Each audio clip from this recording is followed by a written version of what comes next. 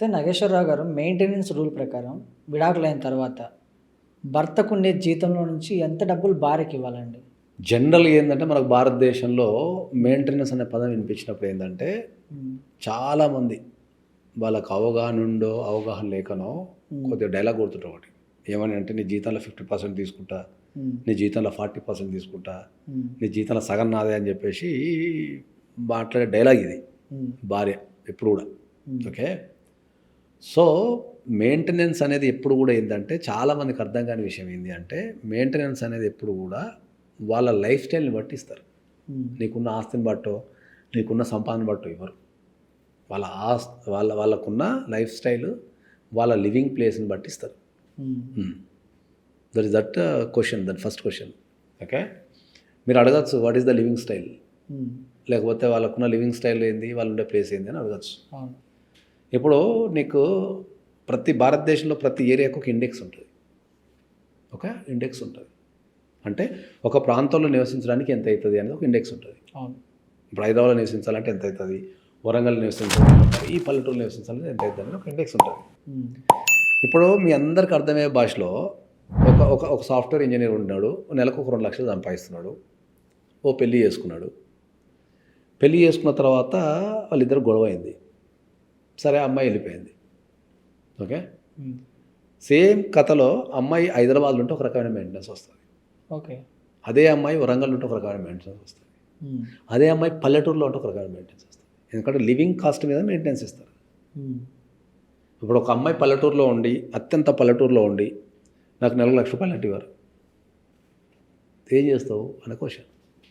నువ్వు కంఫర్ట్గా నివసించడానికి ఇల్లు, ఫుడ్డు, బట్ట, మెడికల్ హ్మ్. వీటికి సంబంధించి ఇచ్చేస్తారు అంతే. అదే అమ్మాయి హైదరాబాద్లో ఉంటే వేరే రకంగా ఇస్తారు. హ్మ్. ఓకే. సో ఎప్పుడైనా సరే మనం మెయింటెనెన్స్ ఆర్గ్యుమెంట్ చేసేటప్పుడు ఈ ఈ పదాలని మనం వాడి యాక్చువల్ మెయింటెనెన్స్ అంటే ఎగ్జాక్ట్లీ వాళ్ళకి ఎంత అవసరమో అంతే ఇవ్వండి అంటే సరిపోతుంది. హ్మ్. మన దగ్గర జనరల్గా జరిగేది ఏంటంటే మెకానికల్గా జరుగుతుంటుంది. మెయింటెనెన్స్ అనేది మెకానికల్ జరుగుతుంటుంది. మెకానికల్ జరగడం అంటే ఏంటి అంటే మా ఆయనకు జీతం ₹1,00,000 ఉంది, నాకు 50,000 అంటారు. హ్మ్. అన్నప్పుడు మనోళ్ళు కూడా 50,000 కాదు సార్ 30,000 అని వీళ్ళు, లేదు సార్ అని వాళ్ళు, లాస్ట్ జడ్జి అంత కాదు ఇంత రాసేస్తుంటారు. హ్మ్. ఓకే. దాన్ని కన్ఫ్యూజన్ని క్లియర్ చేస్తానికే మనకు అసెట్స్ అండ్ లయబిలిటీస్ అని ఒక కొత్త సిస్టమ్ తెచ్చింది సుప్రీంకోర్టు. మెయింటెనెన్స్ కనుక ఈ భారతదేశంలో ఎవరైనా మెయింటెనెన్స్ కనుక వేసుకుంటే హ్మ్. భార్య అయినా సరే, భర్త అయినా సరే హ్మ్. వాళ్ళ అసెట్స్ అండ్ లయబిలిటీస్ అనేది కోర్టులో సబ్మిట్ చేయాలా, కంపల్సరీ సబ్మిట్ చేయాలా. హ్మ్. ఆ అసెట్స్, లయబిలిటీస్ అంటే ఎంత ఆస్తులు ఉన్నాయి, ఎంత అప్పులు ఉన్నాయి అనేది నువ్వు సబ్మిట్ చేయకపోతే మెయింటెనెన్స్ అనేది పాస్ చేయమనేది ఒకటి. హ్మ్. ఒకవేళ అందులో ఏమైనా తప్పులు కనుక రాస్తే నిన్ను జైలుకు పంపిస్తాను అది 2. హ్మ్. ఒరిజినల్గా అసలు వాళ్ళ జీవితంలో ఏం జరుగుతుంది అది ఎంత ఎగ్జాక్ట్లీ రాయాలని చెప్పడానికి 3. ఈ 3 పద్ధతుల మీద అసెట్స్ అండ్ లయబిలిటీస్ పెట్టారు. ఓకే. ఓకే. అది జనరల్గా నేను పర్సనల్గా నేను చెప్పేది ఏంటంటే భారతదేశంలో అసెట్స్ అండ్ లయబిలిటీస్ పెట్టడం అనేది వ్యక్తిగతంగా అయితే తప్పు అని చెప్తాను. హ్మ్. ఎందుకంటే ఒక మెయింటెనెన్స్ కేసు మనం వేస్తే హ్మ్. మన జీవితంలో ఉన్న ప్రతిదీ మనం పేపర్ మీద పెట్టి కోర్టు సబ్మిట్ చేయాలి. ఓకే. ఎంత అప్పులు ఉన్నాయి, ఎంత ఆస్తులు ఉన్నాయి, ఎన్ని క్రెడిట్ కార్డులు ఉన్నాయి, ఎన్ని లోన్స్ ఉన్నాయి, డివిడెండ్ వస్తుందా, షేర్లు కొన్నామా, బర్రెలు ఉన్నాయా, గొర్రెలు ఉన్నాయా, ఎన్ని ఉంటాయి దాంట్లో. ఇన్కమ్ మనకు అగ్రికల్చర్ ఇన్కమ్ ఉందా, హ్మ్. ఇంట్లో మనకు ఎంతమంది డిపెండెంట్స్ ఉన్నారు, వాళ్ళకేమైనా రోగాలు ఉన్నాయా, మనకేమైనా రోగాలు ఉన్నాయా, ఇదంతా చెత్త అంతా దాంట్లో రాయాలి. హ్మ్. This the first point. రెండోది ఏంటంటే భారతదేశంలో 50% ఆఫ్ ద పీపుల్కి ప్రాపర్ ఇన్కమ్ ట్యాక్స్ లేదు. హ్మ్. చాలామంది కోట్లు సంపాదిస్తుంటారు, ఇన్కమ్ ట్యాక్స్ కట్టరు. అవును. రియల్ ఎస్టేట్లో ఉండేటోళ్ళు అంటే అసంఘటిత రంగం అంటారు. అంటే అనార్గనైజ్డ్ రంగాలు చాలా ఉన్నాయి. ఇప్పుడు రియల్ ఎస్టేట్లో చేసేటోడు ట్యాక్స్లు కట్టరు, తర్వాత చిన్న చిన్న వ్యాపారులు ట్యాక్స్ కట్టరు, నెలకు వాడు రోజుకు 2,000 3,000 సంపాదించిన ట్యాక్స్ కట్టాడు. హ్మ్. చెప్పడం కష్టం, కొన్ని ఇన్కమ్స్ మనం ప్రూవ్ చేయలేము. రెంట్లు వస్తుంటాయి, అవి చూపెట్టలేదు, చాలా మంది చూపెట్టరు. అట్లా దానివల్ల ప్రాబ్లం అవుతుంది. కాబట్టి ఇర్రెస్పెక్టివ్ ఆఫ్ ద గవర్నమెంట్ నుంచి కాకుండా నువ్వు సెల్ఫ్ డిక్లేర్ చేయి, మేము ఎంక్వైరీ చేసి ఏమైనా తేడా వస్తే జైలు పంపిస్తూ ఉంటారు. హ్మ్. అసెట్స్ అండ్ లయబిలిటీస్లో కనుక నువ్వు తప్పుడు రాసి దొరికినావంటే 100% జైలు పంపించచ్చు. ఇది పాయింట్. సో అది పెట్టిన దానికి అందుకనే దాన్ని అది బేస్ చేసుకుని ఇవ్వాలి. ఓకే. ఒక చిన్న కథలో మీకు అర్థమయ్యే కథలో మెయింటెనెన్స్ ఎట్లా వర్క్ చేస్తుంది అంటే ఏంటంటే మీకు అర్థమయ్యే కథ చిన్నది, ఒక నిమిషం తీసుకుంటా. ఒక one of the top most person ఉన్నాడు అనుకుందాం. వానికి ఒక 100 కోట్ల ఆస్తుంది, 100 కోట్ల ఒక 10 కార్లు ఉన్నాయి, తెల్లవారులు వాడు దేశం మొత్తం తిరుగుతుంటాడు, ఏడ పడతాడు గెస్ట్ హౌస్లో ఉంటాయి అనుకుందాం. అనుకున్న ఒక వ్యక్తి ఏదో ఒక రోజు ఎయిర్పోర్ట్లో పోతుంటే ఎయిర్పోర్ట్లో పని చేసే అమ్మాయిని చూసిండు, అబ్బా అమ్మాయి బాగుంది కదా అని లవ్ చేసిండు. లవ్ చేసి పెళ్లి చేసుకున్నాడు. చేసుకోగానే భార్య అయిపోతుంది. భార్య కాగానే ఈ హస్బెండ్కి ఎంతైతే స్టేటస్ ఉంటుందో అదే స్టేటస్ మెయింటైన్ చేస్తుంటుంది. హస్బెండ్కు అన్ని ఆస్తుల్ని యాక్సెస్ చేస్తుంది, అన్ని కార్లు యాక్సెస్ చేస్తుంది, ప్రతి కార్లో తిరుగుతుంది, ఆమె కూడా ఫ్లైట్లకి తిరుగుతుంటుంది, హస్బెండ్తో పాటు 5 స్టార్ హోటల్స్ పోతుంటుంది, అన్నీ చేస్తుంటుంది. ఓ 6 నెలలకు సంవత్సరానికి గొడవ అయింది. ఏదో గొడవ అయింది, ఇద్దరు విడిపోయారు. అప్పుడు భార్య పోయి డిఫాల్ట్గా మా ఆయనకు ఒక 100 కోట్ల ఆస్తుంది, ఒక 20 కార్లు ఉన్నాయి, తెల్లారులు వేస్తే ఫ్లైట్లో తిరుగుతాడు, 5 స్టార్ హోటల్ ఉంటాడు కాబట్టి నాకు నెలకు ఒక 1 కోటి రూపాయలు ఇవ్వాలి అడిగింది అనుకుందాం. నెలలో 1 కోటి ఇవ్వదు. అదేంటండి, ఎందుకు? నీ లైఫ్ స్టైల్ ఏముంది?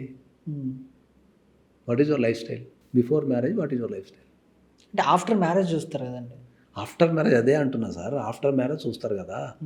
ఆఫ్టర్ మ్యారేజ్లో నువ్వు అవన్నీ ఎక్కడి నుంచి వచ్చినాయి, నీకు ఎక్కడి నుంచి వచ్చినాయి? భర్త దగ్గర నుంచి వస్తాయి. మరి భర్త లేనప్పుడు నీకు ఆ ఫెసిలిటీ నుంచి వస్తాయి.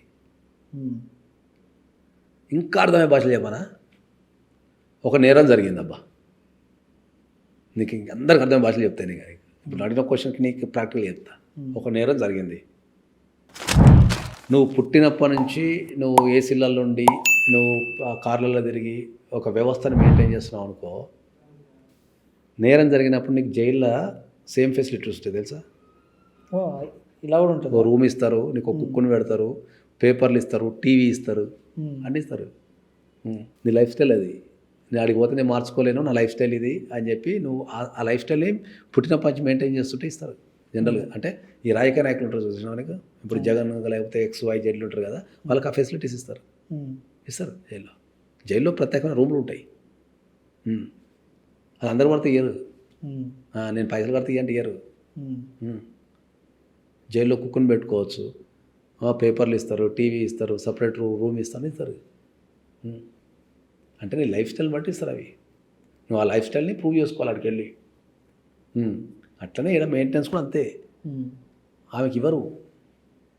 నీ జనరల్గా ఏం చేస్తారు, అమ్మ నీది బిఫోర్ మ్యారేజ్ ఎంత సంపాదించినావు, 50,000 కదా, 5 లక్షలు తీసుకుంటాం అంతే. డైరెక్ట్ 1 కోటి రూపాయలు ఇచ్చి ఫ్లైట్లో తిప్పాను నిన్న. అందరు ఏమనుకుంటారంటే ఆయనకు అంత ఉంది కదా నాకు ఇయ్య అంటారు. అదే ఫస్ట్ పాయింట్. ద సేమ్ సిచ్యువేషన్లో సేమ్ 100 కోట్లు ఉండి వానికి 100 కార్లు ఉండి లేకపోతే 10 కార్లు ఉండి వాడు తెల్లవాళ్ళు ఫ్లైట్లో తిరుగుతూ 5 స్టార్ హోటల్లో ఉంటున్నాడు అనుకో, అట్లాంటి సేమ్ కెపాసిటీ ఉన్న అమ్మాయిని ప్రేమించిన అంటే ఆ అమ్మాయి కూడా 100 కోట్లు ఉంటాయి, ఆ అమ్మాయి కూడా 10 కార్లు ఉంటాయి, ఆ అమ్మాయి కూడా ఫ్లైట్లో తిరుగుతుంటుంది, అట్లాంటి అమ్మాయిని చేసుకున్నాను అనుకుందాం. ఓ 1 ఇయర్ తర్వాత గొడవ అయ్యి విడిపోయింది. అప్పుడు అమ్మాయి పోయి 1 కోటి రూపాయలు వేసుకుంటే ఇవ్వాల్సిందే. ఎందుకు? ఆమె పుట్టినప్పటి నుంచి లైఫ్ స్టైల్ మెయింటైన్ చేసింది. ఇప్పుడు పక్కన లైఫ్ స్టైల్ లేదంటే బతకలేదు కదా ఆమె. కాబట్టి ఆమె పుట్టినప్పటి నుంచి కార్లో తిరుగుతుంది, పుట్టినప్పటి నుంచి ఫ్లైట్లో తిరుగుతుంది, పుట్టినప్పటి నుంచి 5 స్టార్ ఉంటుంది కాబట్టి యూ హ్యావ్ టు పే అంటుంది.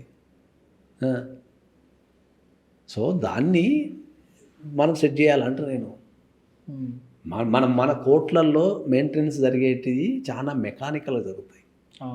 చాలా మెకానికల్గా జరుగుతాయి. ఎందుకంటే మన కోట్లకు వచ్చిన ఇబ్బంది ఏంటంటే మనకు కేసులు ఎక్కువైపోయినాయి, జడ్జెస్ తక్కువ అయిపోయినారు, ఎక్స్పర్ట్స్ అడ్వకేట్స్ లేరు, టైం లేదంతా. ఒక్కొక్క కోర్టు ఒక రోజుకి 200 నుంచి 300 కేసులు చేయాలి, ఒక జడ్జి డిసైడ్ చేయాలి. ఒక 5 గంటల టైం వేసుకున్నాం అనుకుందాం, ఒక 5 గంటలు అంటే 300 కేసులు అవుతాయి. అంటే ఒక నిమిషానికి ఒక కేసు. 10:30కి బెంచ్ మీదకి వస్తారు, 5:30కి 70% ఆఫ్ ద జడ్జెస్ దిగిపోతారు. ఇది ఒక 2 నుంచి 3, 5 వరకు ఒక 3 గంటలు, 10:30 నుంచి 12 వరకు ఒక 3 గంటలు వేసుకున్నా, 6 గంటలు వేసుకో, 6 గంటలలో 300 కేసులు చేయాలి. అంటే పర్ కేసు 2 నిమిషాలు వస్తుంది. ఎట్లా డిసైడ్ చేస్తావు? ప్రతి 10 లక్షల జనాభాకి 50 మంది జడ్జెస్ ఉండాలి ఈ దేశంలో. ప్రతి 10 లక్షల జనాభాకి 50 మంది జడ్జెస్ ఉండాలి ఈ దేశంలో. 18 మంది ఉన్నారు. ఇంత దాకేందుకు అబ్బా? హైకోర్టులో, మన తెలంగాణ హైకోర్టులో 42 మందో 44 మందో ఉండాలి మొత్తం కోర్టులో జడ్జెస్. ఓకే, నాకు తెలిసి ఎప్పుడు ఒక 25 మంది ఉంటారు. 20 నుంచి 25 మంది మధ్య తిరుగుతుంటారు అంతే. నా కళ ఏంటంటే నేను రిటైర్ అయ్యే లోపు అన్నా సరే నేను చచ్చిపోయే లోపల సార్ హైకోర్టులో ఫుల్ బెంచ్ చూడాలని కల, ఒక్క పోస్ట్ వేకెంట్ లేకుండా. అంటే ఒక 40 నుంచి 45 మంది జడ్జెస్ పనిచేసిన పనిని ఒక 20 నుంచి 25 మంది జడ్జెస్ పనిచేస్తున్నారు. కేసులు పట్టం అంతే. ఒక్కొక్క జడ్జి 2-3 పోర్ట్ఫోలియోలు తీసుకుంటారు పాపం. వేరే జడ్జి కేసులు కూడా వీళ్ళే తీసుకుంటారు. అది లోయర్ కోర్టులలో అట్నే ఉంది పరిస్థితి, హైకోర్టులో కూడా అట్నే ఉంది పరిస్థితి. అంటే ఇంత పెద్ద రాష్ట్రంలో ఒక రాష్ట్రాన్ని కాపాడి ప్రజలకు అందరికీ న్యాయం చేసే వ్యవస్థలనే నీకు స్టాఫ్ లేకపోతే న్యాయం ఎక్కడి నుంచి దొరుకుతుంది? ఎక్కడి నుంచి దొరుకుతుంది న్యాయం మీకు? 50 మంది జడ్జెస్ ఉండాల్సిన ప్లేస్లో 18 మంది ఉంటారు. 18 మందిలో మళ్ళీ ఎప్పుడు 45 ఎప్పుడు హాలిడేస్లో అవి ఉంటారు. లాస్ట్ ఓవరాల్గా 10 మంది పనిచేస్తారు. ఓవర్ బర్డెన్ కాలా? ఈ వ్యవస్థ అంతా ఎవరికి అర్థమవుతుంది? అడ్వకేట్లను నిందిస్తారు డైరెక్ట్ వచ్చి, అడ్వకేట్ పని చేస్తాడు అంటాడు. నేను పని చేయాలన్నా నాకున్న వ్యవస్థ పని చేయాలి కదా. నేను పని చేస్తాను రెడీ, నా తెల్లవాళ్ళు పని చేస్తా, కానీ నాకు ఒక లిమిటెడ్ టైం ఇచ్చి నువ్వు రోజుకు 300 కేసులు వేసి అసలు జడ్జి పోస్టులు ఎప్పుడు సగం వేకెంటే ఉంటాయి. అంటే ఫిల్ చేసేవాళ్ళు లేరంటే లేరు. అదే దట్స్ వాట్ ఐమ్ టెల్లింగ్. దానికి సంబంధించిన ఇన్ఫ్రాస్ట్రక్చర్ అనేది కరెక్ట్ ఫిల్ చేసి కరెక్ట్ జడ్జెస్ని పెట్టి కరెక్ట్ ప్రాపర్ ట్రైనింగ్లు ఇచ్చుకుంటా పోతుంది. వ్యవస్థని కాపాడాలా? ఇంతమంత వ్యవస్థలో మనం ఒక 500 మంది జడ్జెస్ను, ఒక 300 మంది జడ్జెస్ను, 200 మంది జడ్జెస్ను అపాయింట్మెంట్ చేసుకోలేమా? వనరులు లేవా మనకు? ఉన్నాయి. మరి చదువుకున్న వ్యక్తులు లేరా? మరి ఎందుకు ఫిల్ చేయటం లేదు? ఎవరు అడగాలి క్వశ్చన్? ఎవరిని అడగాల? ఎవరైనా సింపుల్గా ఏంటంటే న్యాయ వ్యవస్థ అనగానే ఫస్ట్ అడ్వకేట్ని బ్లేమ్ చేసేస్తారు. అడ్వకేట్ని బ్లేమ్ చేయడం స్టార్ట్ చేస్తారు. ఓకే, న్యాయ వ్యవస్థలో 80% రోల్ అడ్వకేట్దే ఉంటుంది. కానీ ఆ అడ్వకేట్కి ఇవ్వాల్సిన ఫెసిలిటీస్ నువ్వు ఇస్తే కదా పనిచేసేది. ఒక కేసు వేస్తే నెంబర్ కాదు ఈ దేశంలో. ఎందుకు? హై ఫైలింగ్ ఉంటుంది. మేము ఫైల్స్ అన్నీ క్లియర్ చేయాలి కదా, ఆగు అంటారు, అర్థమైపోయాయి. కాబట్టి ఏంటంటే ఎప్పుడైనా కూడా మనం చెప్పగలిగేది ఏంటంటే ఎక్కువ కేసులు ఉన్నప్పుడు మనలాంటి దేశాలలో ఎక్కువ జడ్జెస్ని అపాయింట్మెంట్ చేయాలి, సిస్టాన్ని మార్చగలగాల, ట్రైనింగ్స్ ఇవ్వగలగాల, మార్చగలగాల, చేయగలగాలి. ఎన్ని కోట్లు పెడుతున్నారు అసలు, ఎన్ని కేసులు విపరీతంగా పెరుగుతున్నాయి. థ్యాంక్ యూ అండి.